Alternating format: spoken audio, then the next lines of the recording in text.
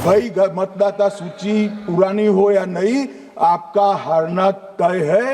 ये मतदाता सूची से नहीं होता। 3 प्रेस कॉन्फ्रेंस में, एक सादा प्रेस कॉन्फ्रेंस, एक एटम बम वाला प्रेस कॉन्फ्रेंस, एक परमाणु बम वाला। Actually, let us have a debate on my press conference. Yes. Let us go. Yes. Let us have very good idea. Let us have a debate on my press conference. Okay. Amit Shah ji, I challenge you. I challenge you to have a debate on the 3 press conferences. विपक्ष के नेता महोदय कहते हैं कि पहले मेरी बात का आप जवाब दीजिए, मैं सुनना चाहता हूं। आपकी मुनसफी से संसद नहीं चलेगी। मेरे आप बोलने का क्रम मैं तय करूंगा। इस तरह से नहीं चलेगी संसद। आपने अगर अमित शाह जी का रिस्पांस देखा तो ये कंप्लीटली डिफेंसिव रिस्पांस है। ये घबराया हुआ रिस्पांस है, ये डरा हुआ रिस्पांस है। भाई मतदाता सूची पुरानी हो या नहीं, आपका हारना तय है। ये मतदाता सूची से नहीं होता।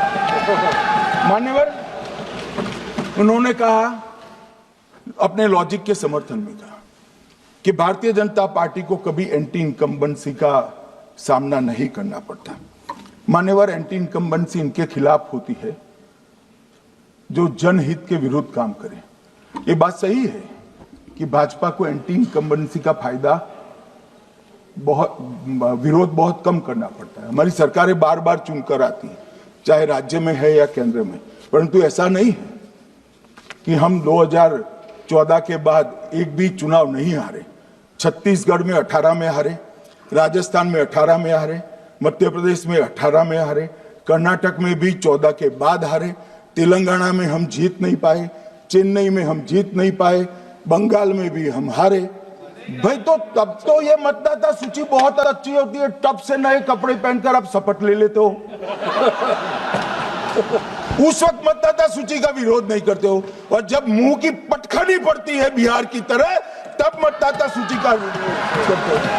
माननीय, दोहरे मापदंड नहीं चलेंगे लोकतंत्र में। जब आप जीतते हो तब चुनाव आयोग महान है, जब आप हारते हो तो चुनाव आयोग निकम्मा है, बीजेपी का कहने पर चलता है।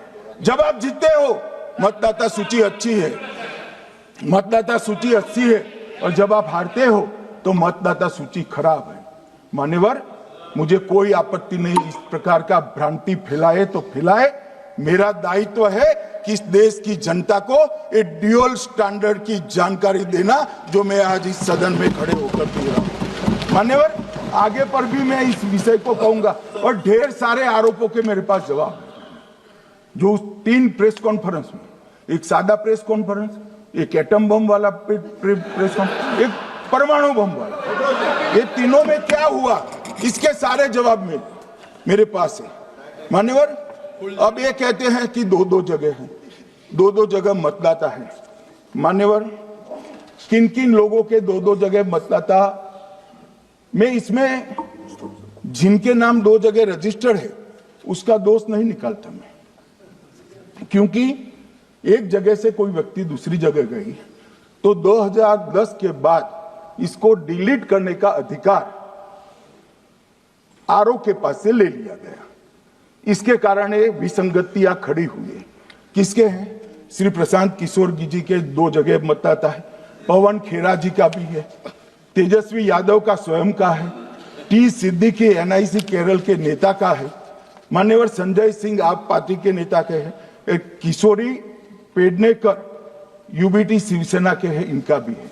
मान्यवर, सामान्य गलतियां हैं, क्योंकि एक नियम आ गया, जिसका जब वोट काटने का जिसका अधिकार है उसको रोक लिया गया, तो आरओ वोट काट नहीं सकता था, इसलिए 2 जगह रह गए। अब वो ही एक गहन पुनर्निरीक्षण से सुधरना है, मगर आप गहन पुनर्निरीक्षण को वोट चोरी कह रहे हो। मान्यवर, वोट चोरी किसको कहते हैं वो मैं बताना चाहता हूं, और हमारे यहां कुछ परिवार ऐसे हैं जो पुश्तैनी वोट चोरी करते हैं।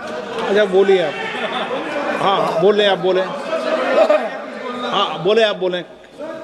स्पीकर सर, मेरा कल एक सवाल था, जो हिंदुस्तान के इतिहास में पहली बार डिसीजन लिया गया कि इलेक्शन कमीशनर्स को फुल हाँ नहीं, फुल इम्यूनिटी दी जाएगी। ठीक है, ये है ना, इसका जवाब भी दें। इसका पीठ में खत्म नहीं किया सर। इसके पीछे जो थिंकिंग थी वो हमें सबसे पहले बताएं। ठीक है। दूसरी बात, नहीं, हरियाणा की जहां इन्होंने बात की, इन्होंने एक उदाहरण लिया, वहां पर अनेक उदाहरण हैं। वो भी आपने दिया था ना, 19 वो भी आपने दिया था, 19 इसलिए लाख दिया वो भी। 19 लाख वहां पे फेक लोग वो उदाहरण आपने दिया था, इसलिए उसका जवाब दिया। और ये भी हमें बता दीजिए, actually let us have a debate on my press conference. Let us go. Let us have very good idea. Let us have a debate on my press conference. Okay. Amit Shah ji, I challenge you to have a debate on the 3 press conferences. Please. ठीक है, बैठ जाइए, बैठ जाइए। माननीय, please माननीय, आपने बात करी, प्लीज। उत्तर प्रदेश में और हरियाणा में दोनों चुनाव में वोट कैसे दे रहे माननीय, हैं? प्लीज। ये भी जवाब दे दीजिए। माननीय गृह मंत्री जी। मान्यवर, पहली बात मैं स्पष्ट करना चाहता हूं, मैं 30 साल से विधानसभा और संसद में जनप्रतिनिधि के रूप में चुनकर आता हूं। मुझे लंबा अनुभव है संसदीय प्रणाली का। विपक्ष के नेता महोदय कहते हैं कि पहले मेरी बात का आप जवाब दीजिए, मैं सुनना चाहता हूं। आपकी मुनसफी से संसद नहीं चलेगी। मेरे यहाँ बोलने का क्रम मैं तय करूंगा, इस तरह से नहीं चलेगी संसद। मान्यवर, उनको धैर्य रखना चाहिए, मेरा जवाब सुनने का। इनकी एक बात का जवाब मैं दूंगा, मगर मेरे भाषण का क्रम वो तय नहीं कर सकते, मैं करूंगा, क्योंकि मैं बोल रहा हूं।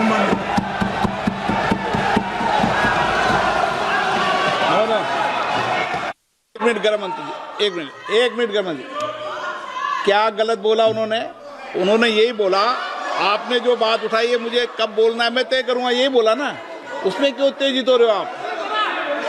हाँ, आपके 2-2 मिनट में खड़े होने से थोड़ी जवाब देते रहेंगे। नो, माननीय गृह मंत्री, नहीं होगा। मैं आपको फिर मौका दूंगा, आपको